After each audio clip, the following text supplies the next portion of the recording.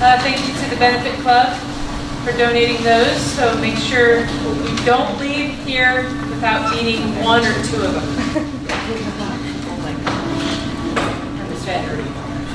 Well, welcome. Thank you for being here. Thank you to everybody who also got chairs. I didn't know how many to expect today, so we appreciate your time. We appreciate the fact that you want to come out and listen to. We have some great candidates, and you want to listen to all of them. So thank you, candidates, for being here. We are missing Johann Nield tonight. Johann is vying for one of the city council spots, so Johann is not here. We have Laurie Walters-Clark, who filled Norm Anderson's spot 2 years ago when he got the mayor job. So Laurie is an incumbent running again for town council. Dennis Wagner is running for town council. Clifford Reed is running for town council. And then Johann would be the fourth. So we have Gary Reynolds for School District 1 trustee and Jolie Fay for School District 1 trustee tonight. So we'll be asking each of them questions. And Gary is the incumbent. Gary, yes. Gary took Johann's spot a couple years ago, and he is the incumbent on the ballot. So thank you. We'll do our best to talk over this nice HVAC system we got going on. Please, if you're in the back and you can't hear, will you raise your hand and we'll try to have them speak up? Or you can move to the front, because there are seats. That's a very good point. You bring more chairs and just move up front. So, thank you, and we'll get going. Would you like to say thank you, big thank you to the Chamber of Commerce. We're happy to be a part of this. We did the candidate forums in town last week, and they went really well. We partnered with the high school. And I'm really happy to help out Aaron and Gina. Thank you guys for putting this together. Gina's going to go over probably some, do you want me to talk about the 2 minutes, 45 seconds one? Okay, so how we're going to do this, we're going to start off, and each candidate will have a 2-minute opening. You'll have an opportunity for a 2-minute closing. You don't have to take the full 2 minutes, up to 2 minutes. How about that? And then each of the questions that are asked, when Gina asks those, they'll have 45 seconds to answer. I get to run the handy-dandy timer, and I will be giving you, if appropriate, a minute sign, 30 seconds, and stop. So watch for me, and just, pay attention and stop when we ask you to stop, so we don't have to come up and honk you on the head with one of these. So anyway, right now is a good time for everybody in the audience to make sure your phones are off so we don't have any disruptions, and then we'll get going.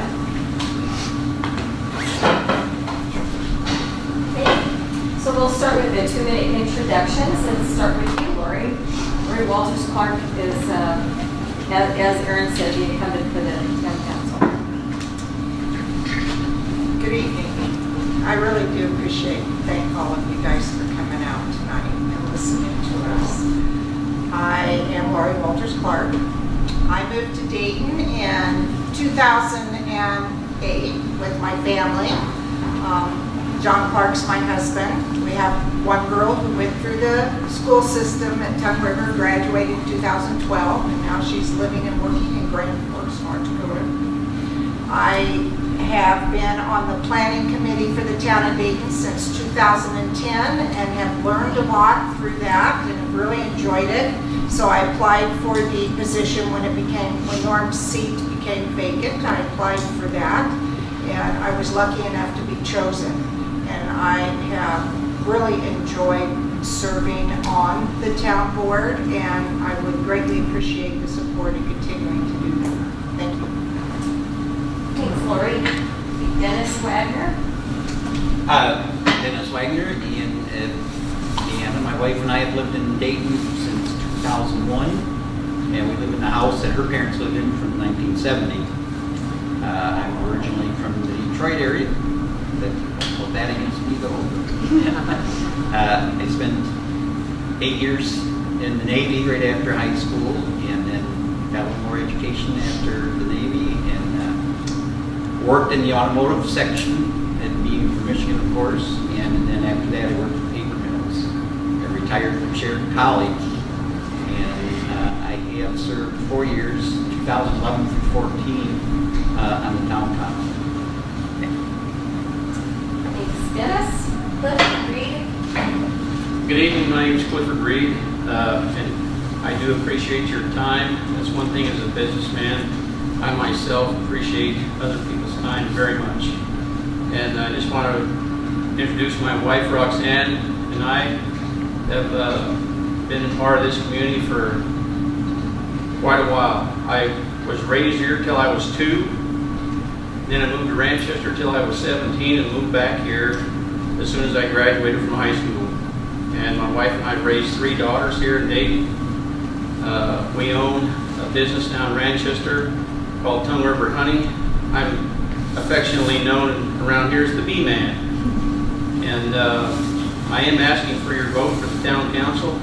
As a businessman, I believe I have a lot to bring to this community as far as budgeting and people skills.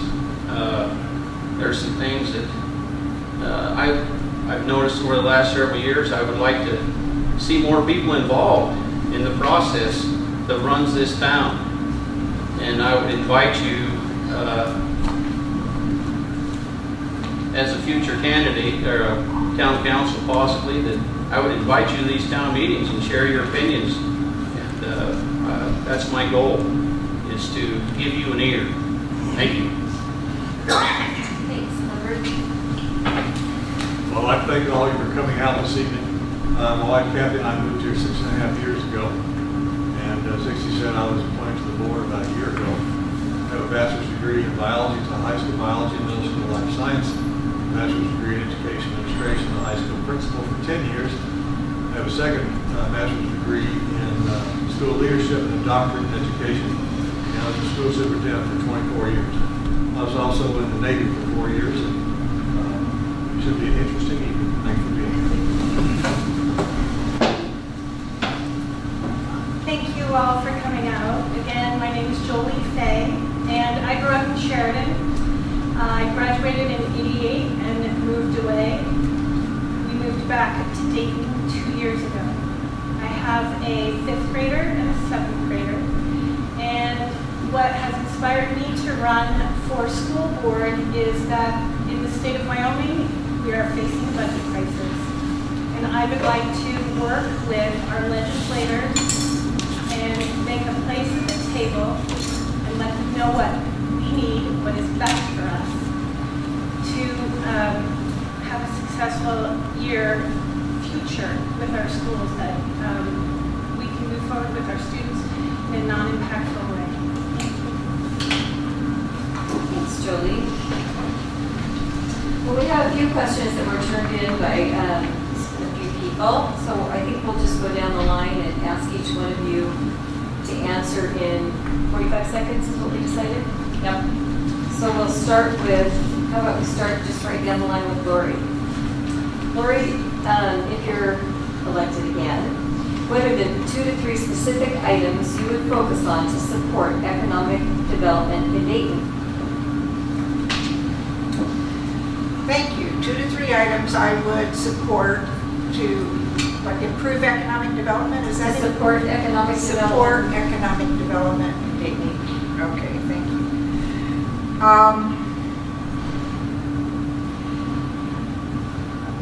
I think it's important for Dayton to be business friendly and to encourage and entice new businesses, if possible, to consider our zoning and to make changes as needed, to make adjustments as needed. I think also that businesses are going to need fiber optics. We've heard that loud and clear. We've heard that at chambers meetings. We've heard that in all sort of different ways, including the recent survey. So that would be one thing. I would learn more about fiber optics and listen to, like I know the mayor has heard a lot of things already. But thank you. Dennis, what are 2 to 3 specific items you would focus on to support economic development in Dayton? I think anybody that would come to our town, that the council would work to make them feel welcome and provide the services that they need. And I agree with Laurie that the internet is one of those services that we really need to concentrate on. Not only for businesses, but for all of us, actually. I think that's all I think. Clifford? Laurie shared something about being pro-business. As a businessman, I think that's one of my priorities, is to make sure that the town is business-friendly. As a business owner in Manchester, I can tell you that it's been difficult down there at times being in business. But one of the most important things I think we as a town can do is provide a really good, trustworthy infrastructure system. Something that's modern, that we keep up. I think the town's done a great job with that. That's one of the best things we can do. And private business will start up. This town will grow. We don't have to do much more than that. The contractors, the people, the developers will do that for us. Thanks. Hey, Gary, what should the top 3 priorities be for Sheridan County School District 1 in light of the reduced funding we are experiencing? Well, the first and foremost thing we need to do is make sure that learning stays as our focus. And to do that, we will need to make sure that everyone is working together. We have PLCs in all the schools, professional learning communities, where teachers work together to collaborate and make sure that there are any holes in our curriculum. We need to continue to talk with legislators about increasing the funding, and we need to make sure that we communicate with the public in regard to the lack of funding and why we have lost some. Do you want me to repeat the question? Sure. What should the top 3 priorities be for Sheridan County School District number 1 in light of the reduced funding we are experiencing? I would say the very first thing I would like to see that we do in light of the reduced funding is try to recover. We can find new avenues such as tapping into natural gas instead of having so much relying on coal. The second thing would be keeping the students that we have non-impacted by the cuts that we are faced with. And I think that they're doing a great job with that. And the third thing would be trying to create an environment where more people want to move to our community. Every student we get benefits our school. Thank you. Thanks, Jolie. We're going to mix it up a little bit. We'll start with Clifford. Let's see. How do you feel about the growth of Dayton? Are you for more growth or are you against? Well, obviously I love this town just the way it is. But we have to have growth.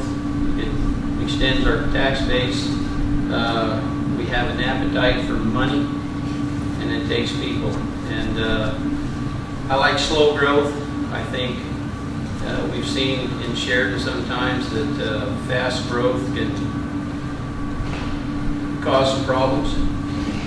So I would like to see Dayton grow slowly. And again, I like it just the way it is. So me personally,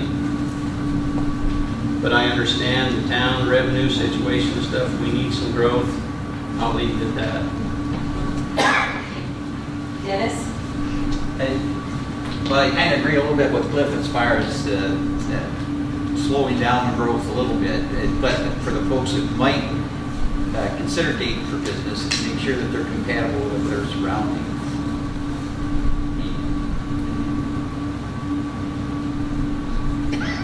I think a shining example is, as far as new business goes for Dayton, is the Mercantile. That can get any better fit and select it. I'm for growth as long as it's pretty well controlled. Laurie? Am I for or against growth? Are you for or against? And how do you feel about that? No, okay. Well, you know, everybody, both Cliff and Dennis have said it already. Actually, I think reasoned growth is very important. We do have to have a tax base. You have to keep the lights on somehow. And the costs keep going up. And it would be great if you could have a little bit of population growth to balance that out. But we don't always have control over that. But it would be wonderful if the council sat down together and had those goals and tried to identify areas of reasonable growth. Thank you. Thanks, Laurie. Okay, well, let's go over to the school district. Jolie, what are your thoughts on the use for the old elementary school? Do you have any ideas? I actually have given some ideas, some thought on what to do with the new school, and I think it would be a fantastic opportunity for us to bring in, partnering with Sheridan College and bringing in a tech and training facility. It would bring more internet to our community. We would all have the ability to get access to computers. For example, people who live on the ranch and don't have any high-speed internet could use the old school to get on the computer when they need to.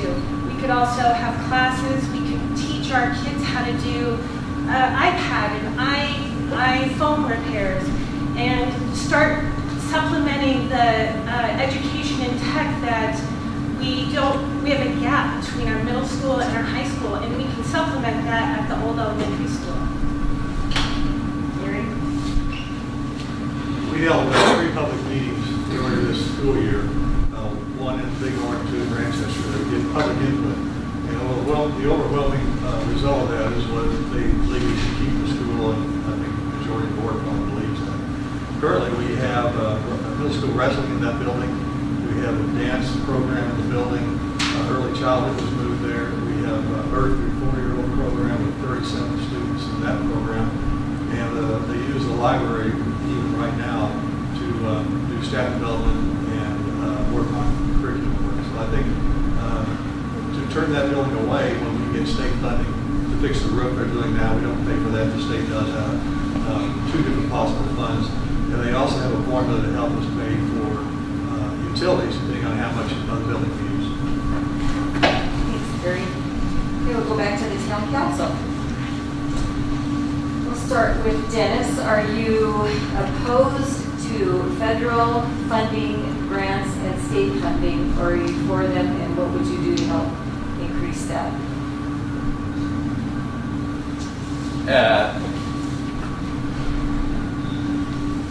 Well, I think right now we're going after grants for the natural gas, and I that's pretty much a no-brainer. That's definitely a good grant to be going after. I guess I'm for not necessarily federal, but state grants. And the grant that we're applying for is through the SLIP program, so I'm for that definitely. Clifford? Regarding the natural gas line and the way it's being funded, I want to say that I'm not against state grants. I think they're a useful tool. However, in this particular instance, I'm very much against the state grant. There's a cap tax out there that in 2013 was allocated $40 million. It's estimated in 4 or 5 years it's going to be renewed. It's going to be coming up for a vote again. I'd love to see this community do this on our own. We don't have to borrow money. As it stands, the towns are willing to borrow $1 million in your name. And I'd like to see us do it on our own. Thank you. Laurie? I'm for any kind of funding methodology that we can use to keep the lights on and to get the town of Dayton to maintain it as we are now. If that's, and federal grants have a lot of strings attached, and you got to look at it with your eyes open. That may not be the best way to go. State's the same thing. A lot of them are matching grants. So it's not a bad thing, but you just have to do it with your eyes open and balance the pluses and minuses and the values that that may or may not bring to the town. Thank you. Okay, we'll go back to the school district. Let's see. We'll start with Gary. Right now, what is your existing collaboration between the school district and the Sheridan County College? Community College. The two programs we have right now are allowing our students at Bighorn High School and Tucker River High School to get college credit for classes and also get high school credit. The dual enrollment courses happen out of the college, and our students go to the college out there and take the class and get credit. The concurrent enrollment happens at the building, and our teachers have been approved by the college to teach the college's curriculum, and we provide the opportunity for that. It's free to students. The district has a grant funded by some taxes that come out, actually the Campbell County School District, because they run most of that, because they have most of the taxable revenue still. Gary, Jolie? Do you want me to repeat the question? Well, I actually have not been on the school board before, and although I'm very interested and invested and have kids and it matters to me, I don't know that I have any more information to add to that. Thank you. Okay, town council. I'm going to do a few more questions for each, and then we're going to open it up, because maybe some of these questions have brought some thoughts in your head. I'm sure some of you might want to speak up. So we'll go back to the town council. Dennis, if you're elected on the town council, how would you help to enforce the existing ordinances that we have in place right now? Well, I guess it would just start trying to influence all the council members and the mayor that maybe we start enforcing and carrying out the ordinances. There are a few that are kind of need some attention in my mind, and we've talked about these before, so I think it would just be to bring it up again and push it some more. Clifford? I guess the first thing I would do on the council would be to review the ordinances. I'm sure there's probably too many to count. I'd like to see what are useful in this day and age and what are not. But one thing I will say is I would, as a town council person, I've seen where this person does something, this person does the same thing, the town might go after this person and not this guy. That's not right. And I'd like to see that come to an end. These ordinances, if we're gonna write them up, they're good for everybody. Thank you. Laurie? Could you repeat the question? If you're re-elected for the town council, how would you go about stronger enforcement of our ordinances? Pretty much what both of these folks have said. There are ordinances on the books that need to be reviewed.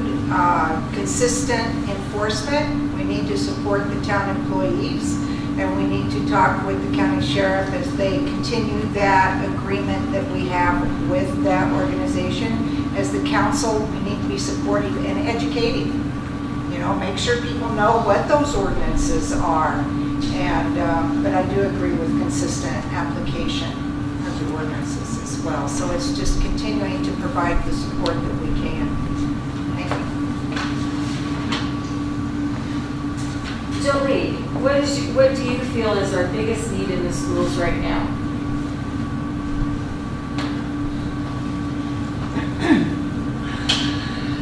What I feel like the biggest need in our schools right now is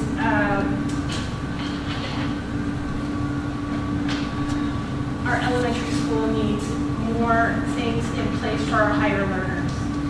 They are very good at getting the kids who are the lower level kids up to all of the standards, but the higher level kids in our elementary school, their needs are not being met, and I would like to see our schools change so that their needs will be met as well.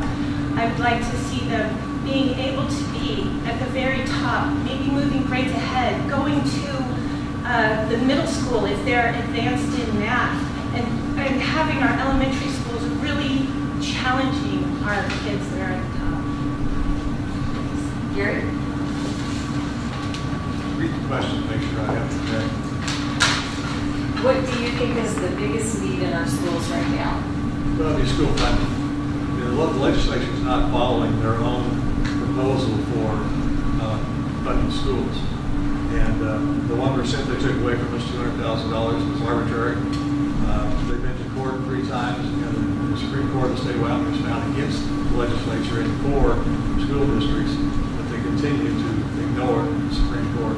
We also need to make sure that our focus is always on moving forward with the academic achievement of students and not become stagnant or moving backwards, even though we get cut due to enrollment and other issues.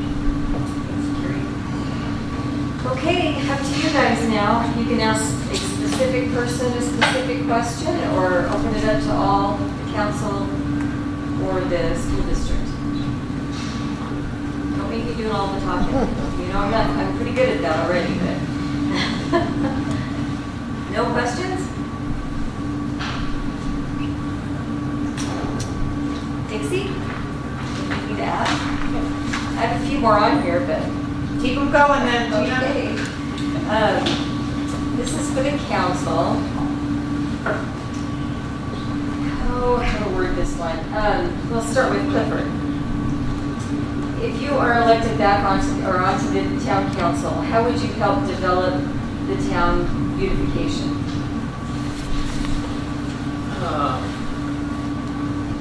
I guess one thing about the town beautification, I know there's something underway with the street lighting and stuff. I'm not really up to code on what's going on as far as the lighting project. I guess as far as town beautification, it would come down to ordinances. We have some people up in our subdivision that and that's another thing. I'm the president of our subdivision up there, and I hate calling people, but I do because our lawns aren't being mowed. There's stuff being stored where it can't be. Just enforcing the ordinances would beautify this town. But later again, some people get away with it, some don't. Thank you. Laurie?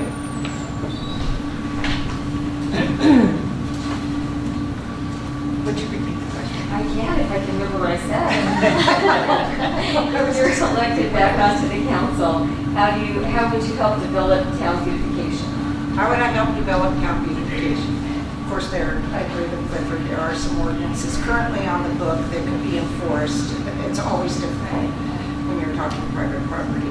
However, there is a lighting project that the council has been working on and has gone to the state with a request for a loan.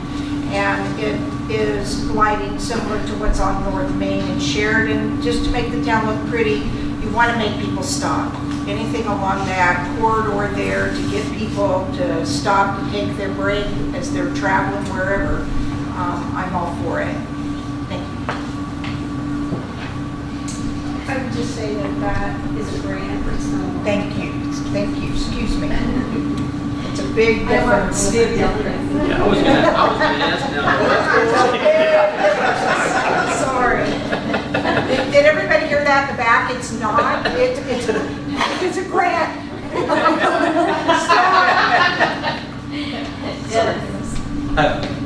I agree. I think the street lighting, because there's a couple other things that would go along with the street lighting, that it's going to be really nice for especially for Main Street. And I guess we have to work with YDOT for anything that we do on Main Street. And then, of course, there are a couple of our local neighbors that we really should be enforcing the ordinances a little bit better. Thank you. I don't have another question for the school district. Okay, Bob, jump in, help me out here. I'd like to address this to Cliff. At the last forum, you mentioned you'd like to discontinue the snow removal in the town of Dayton. What was that? Cliff mentioned at the last forum that he would like to discontinue the snow removal on the streets of Dayton. I'd like to know the reason why. It was not to eliminate the snow removal program. What it was is to look at the the time frame when the people can't park on their own streets. I think when the city of Dayton drew up that ordinance to where people can't park on, I believe it's the 1st of April, is it the 30th of April? Anyway, it's from the 1st of November or something to April. I don't think that's right that we can't park on our own streets. And I think that was something was brought up by the employees. All I'm saying is, I think it should have been asked of the citizens of Dayton whether they wanted this ordinance or not. That's where I think the town could do a better job of communicating with the citizens. When the town gets ready to do something like that to us, I think we deserve to have a voice in it. Can we park on the streets we pay for it? Can we not park on the streets we pay for it? That's all. I certainly do not want to eliminate the snowplow. Which adds another question, actually, because that has been brought up before, and we can ask all the council members, is how would you think we could improve communication on meetings or ordinances or changes? What would your suggestion be, other than posting it in the paper, hanging flyers, or posting it on the internet? How would you go about involving the community more? Are you asking me? We can start with you, since, Okay. yeah, you Well, can. see, that's my whole goal is I think when we, and I'll use the snow ordinance as a perfect example. I think in that case, it's incumbent upon the city council people to go talk to people. I mean, I know you're busy. I know you're busy. I'm busy. But when we go to talk about restricting people on their own streets, I think the city council people, when they're getting ready to do something to us, they should ask you. It's different than paying our electricity bill or buying a new garbage truck. That's something they should just do. But when they do something that is going to change your life, I think the council people should have went out and maybe talked to 10 or 15 people on their own things. Dennis? Actually, that was one of the things on my list is, I know I get emails from folks that you can't respond to that email. It's just a notification. And I kind of like to see us maybe come up with something like that to just automatically send out on the Monday and the Wednesday town council meeting, just letting people know that there's a meeting tonight. Laurie?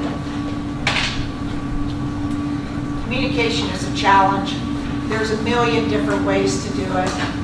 And it's just one of those things where you're just not going to please everybody all the time. But we do try. It is documented that we have 2 meetings a month. We have a town website. Maybe that could be used better. I don't know. I think that's a great idea to remind people of the meetings. I know that YDOT uses a texting system. It's an automatic text where you can sign up and maybe we could send a text out, hey, we're looking at a new ordinance. Come to the meeting. I agree. More information is critical. Thank you.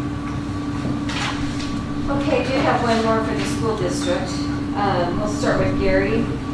How do you, especially since you're right now on the board, how do you stay involved with the students and teachers on a personal? I'm sorry, okay, so would you repeat that, please? Currently, how do you stay more involved on a personal level with the students and the teachers? How do I stay involved?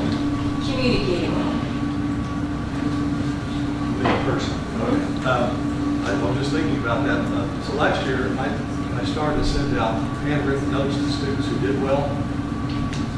You have no idea how many of our students excel academically, athletically, in drama, in music. I couldn't keep up.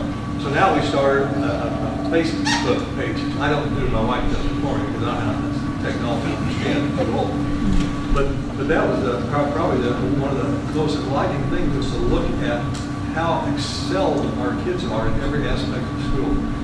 We also meet with teachers once a month, and that's been very good communication. And I think one of the central office goals this year, last year also, was communicate better with faculty and with parents and the community. Jolie, So if you are elected to the school board, how would you stay more in contact with students and teachers? I can speak to how I live right now, and that is I spend a lot of time in school. I'm one of 2 people on the PTA for the elementary school, and last year we did the school store. I'm sure many of you got presents from the Christmas store before. We changed things around a little bit more, and we went from a 3-digit to a nice 4-digit bank account. So we have a lot of interaction with the kids. Both of my kids are in the school right now, and they're both in sports and drama and choir and band. And I spend a lot of time with the kids. And I'm at the school and I talk to the teachers. And I, even as a potential elected school board member, I don't see that changing. Erin, you had a question? I have a question for the town council, and Laurie, we'll start with you. Do you support 1 cent optional tax supporting your social service organizations? For instance, the juvenile justice system, the senior center in Sheridan, or like TRVCC, et cetera. And if you do or don't, why don't you, or do you support it? I do support the 1% optional tax. I support it because it's difficult for those type of social programs to get funding other ways. They do a lot of grant writing and matching grants, et cetera, but with that 1% optional, that keeps a lot of those programs alive for us, and the residents of Dayton are benefiting from each and every one of those. Thank you. Dennis? I definitely support the just pending, the optional 1 cent tax. With all the services that are provided with that 1 penny, there are a lot of towns that would give their right arm to be able to have those kind of services.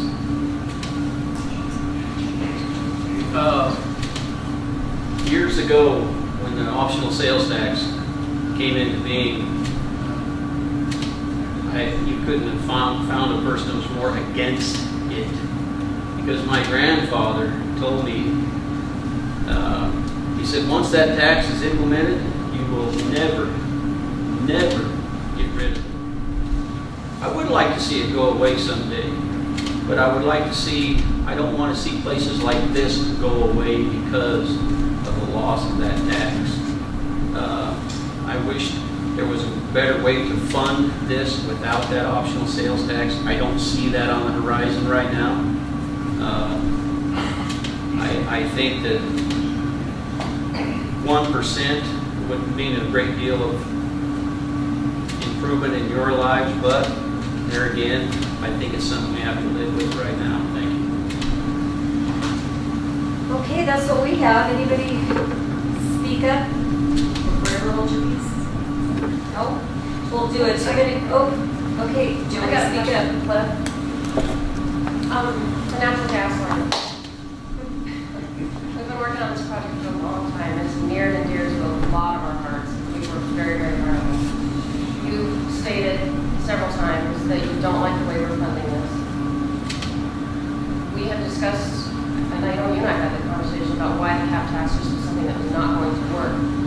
If, God forbid, our application that's in right now is turned back, we need more information, whatever. If you are elected to the council, are you going to continue to support it, or are you going to start to oppose it based on the fact on the way that we want to fund this? I am going to, I'm not going to oppose it if the people are for it. That's one thing I want to get real clear. The snow ordinance, if everybody likes it, I'm not going to jump in there and try to change it, because I'm not going to go in there and say, this is what Clifford Reed wants to do. Joey, what I'd like to see do, and I have a copy of the ordinance here, if anybody would not, the ordinance, the state statute. I got this from Renee Obermiller, and she is the brains behind the county commissioners in the Sheridan. I spent about 45 minutes with her last week, and we've been told we can't use the cap tax for this. While it's true we can't use it today, once that cap tax sunsets and that dollar amount is met, we can use the cap tax. And that's what I would push for. Would I buck the people and fight it right now? No, I would not, because I'm going to do what the majority of the people want to do.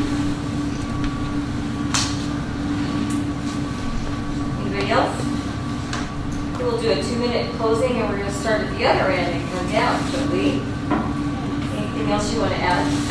The only thing I want to add, I think Gary has done a great job, and one of the best things I'd like to say thank you to you for is all your hard work. And with Gary, you get a twofer because you get Kathy too. She does a lot for all of us. So thanks to both of you for that. Although I don't have the experience that Gary has, I do have fresh eyes. And I recently realized the value of fresh eyes when I got a new Apple computer. I think we all know what made Apple successful from the very beginning was that it was very intuitive to operate. It is no longer intuitive that way. The people who've used Apple for the last 20 years now know all the inner workings, and they know the option buttons, and they know all these things, and they lost the most important key, and that was fresh eyes. And I just want to say, don't underestimate the value of fresh eyes. Thanks, Jolie. Gary? Thank you for your kind words. I would tell you the better half is sitting back there, it's not up here. Anybody who knows us would agree with that, right, Nick? My whole life's been education, and I would tell you that you have an outstanding school district, and it just continues to get better. I've been on the board since August of last year, and part of that ability to get better is for the administration and central office people to say we need to communicate better with the teachers and with the community, and they've done that in the year that I've been on the board. And academic achievement and athletic prowess, it's amazing what you do. Like I said, I started sending out notes to kids, and I had 3 kids come to see me at the board meeting, thank you for the note. I can't keep up. You have such outstanding children, you have outstanding teachers, and the whole community is a wonderful place to be. We found this on a motorcycle, on a Harley back in 2004, and we moved here in 2010. It's an amazing community, and that's because of you and the other parents and grandparents that are here. So it's wonderful that we can be a part of this whole community. Gary? Clifford? I want to follow up with Gary a little bit. I think this is a wonderful community. I think that as a town council person, potential town council person, I have something to bring to this town.